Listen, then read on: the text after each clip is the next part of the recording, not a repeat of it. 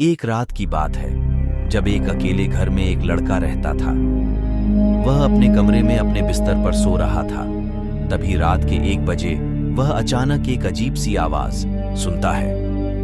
उसने सोचा कि यह बस उसकी विविध ख्यालों की एक खामोशी है, लेकिन वह गलत था। धीरे धीरे उसके समीप आवाज बढ़ती गई और उसने महसूस किया कि यह अद्भुतता की आवाज है, कुछ ऐसा जो उसके जीवन की सबसे रूपांतरित कर रहा है।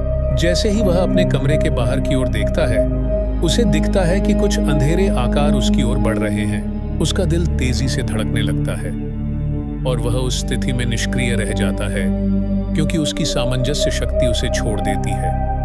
कुछ ही पलों में अंधेरे के बीच एक अजीब सा आदमी उसके सामने आता है। यह उसका अंत था। जैसे ही वह उस डरावनी आवाज के साथ चिल्लाता है, उस डरावनी आवाज के साथ वह अजीब सा आदमी धीरे धीरे उसके कमरे की तरफ बढ़ता है। उसकी आंखों में कुछ अजीब सी चमक होती है, जैसे कि वह किसी और दुनिया से आया हो। लड़का की सांसें तेज हो जाती हैं, लेकिन वह अचल हो जाता है।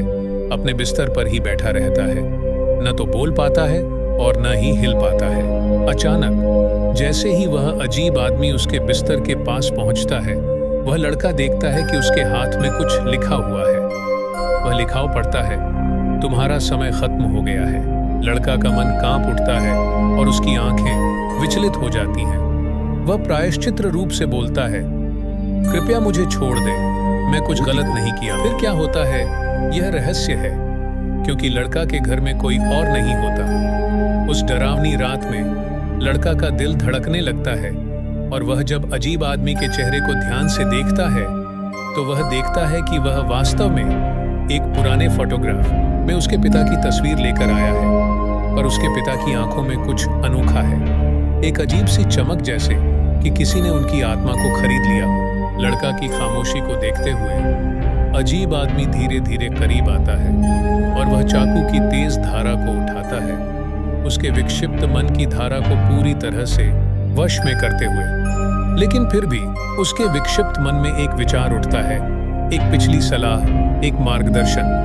यदि डर को सामने करना है तो उसके साथ चेहरा देखना होगा। उसकी निर्णायक दृष्टि के सामने अजीब आदमी का चेहरा विक्रमशील हो जाता है और वह पुराने फोटोग्राफ की तरह लहराता है, उसके पिता की तस्वीर से मिलते हुए। धीरे धीरे वह अजीब आदमी की तस्वीर के पीछे का रहस्य खुलता है और लड़का को एक अजीब अनुभव का सामना होता है, उसके परिवार के गहरे राजों के साथ।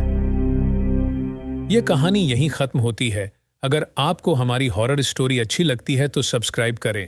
अगर आपको हमारी हॉरर स्टोरी अच्छी लगती है तो हमारे चैनल को सब्सक्राइब करें, बेल आइकॉन दबाएं और कमेंट करें।